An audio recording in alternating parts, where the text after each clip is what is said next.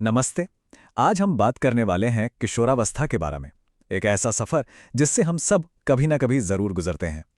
चलिए विकास और बदलाव की इस पूरी यात्रा को समझते हैं, वो भी एक पॉजिटिव नजरिए से। ऐसी बातें सुनने में बहुत जानी पहचानी लगती हैं, है ना? असल में यही तो वो पहले संकेत होते हैं जो बताते हैं कि एक बहुत बड़ा और एक्साइटिंग बदलाव बस शुरू ही हो रहा है। सोचकर देखिए, ये बिल्कुल वैसा ही है जैसे एक छोटा सा बीज पहले पौधा बनता है और फिर एक बड़ा मजबूत पेड़।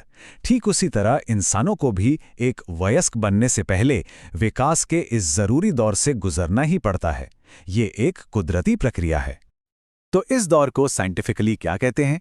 किशोरावस्था यानी एडोलेसेंस। ये वो समय है जब हमारा शरीर आने वाली जिंदगी के लिए, मतलब वयस्कता के लिए, खुद को तैयार करता है। और यही हमारी आज की बातचीत का मेन फोकस है। तो चलिए शुरुआत करते हैं उन बदलावों से जो सबसे पहले और सबसे साफ नजर आते हैं, यानी हमारे शरीर में होने वाले बदलाव। इस दौरान अचानक से लंबाई बढ़ने लगती है, आवाज भारी हो जाती है और हाँ, वो मुंहासे भी निकलने लगते हैं।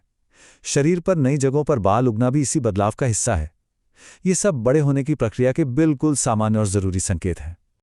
और हाँ, एक बहुत जरूरी बात जो हमें समझनी है, हर किसी के शरीर में ये बदलाव अलग अलग समय पर होते हैं। किसी में जल्दी तो किसी में थोड़ा देर से। और ये बिल्कुल नॉर्मल है, इसमें चिंता करने वाली कोई बात नहीं है। अच्छा, साइंस की भाषा में इन सारे बदलावों को एक नाम दिया गया है, सेकेंडरी सेक्सुअल कैरेक्टरिस्टिक्स। ये बस शरीर का तरीका है ये बताने का कि यौवन यानी प्यूबर्टी की शुरुआत हो चुकी है। अभी तक हमने बात की बाहरी बदलावों की।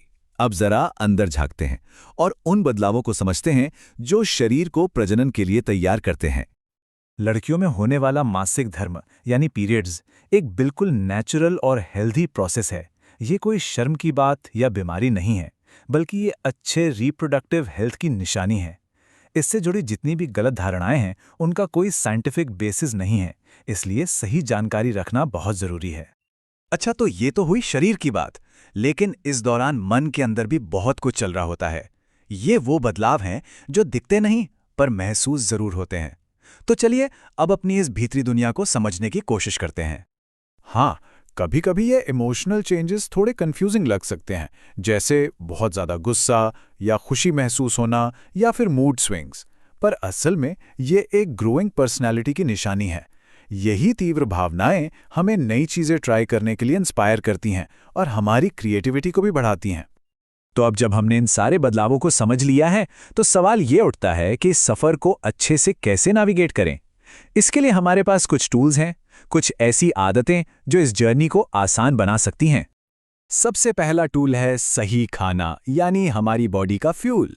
इस समय शरीर बहुत तेजी से बढ़ रहा होता है, इसलिए उसे प्रोटीन, विटामिन और मिनरल से भरपूर एक बैलेंस डाइट की सख्त जरूरत होती है।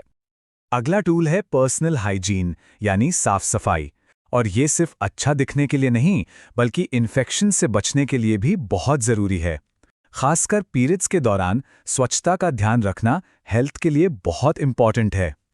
हमारा तीसरा टूल है फिजिकल एक्टिविटी, मतलब थोड़ा खेलना कूदना, एक्सरसाइज करना। ये ना सिर्फ शरीर को फिट रखता है, बल्कि हमारे दिमाग को भी फ्रेश करता है और मूड को भी अच्छा बनाए रखता है। अब बात करते हैं सोशल लाइफ की, जो रियल लाइफ और ऑनलाइन दोनों जगह इंपॉर्टेंट है। यहाँ कुछ बातें हैं जिनका ध्यान रखना बहुत जरूरी है। हमेशा दूसरों के प्रति रिस्पेक्टफुल रहें, अपनी और दूसरों की प्राइवेसी का ख्याल रखें और साइबर बुलिंग जैसी खतरनाक चीजों से हमेशा दूर रहें। और अब आता है हमारा आखिरी और शायद सबसे जरूरी टूल, ना कहने की हिम्मत।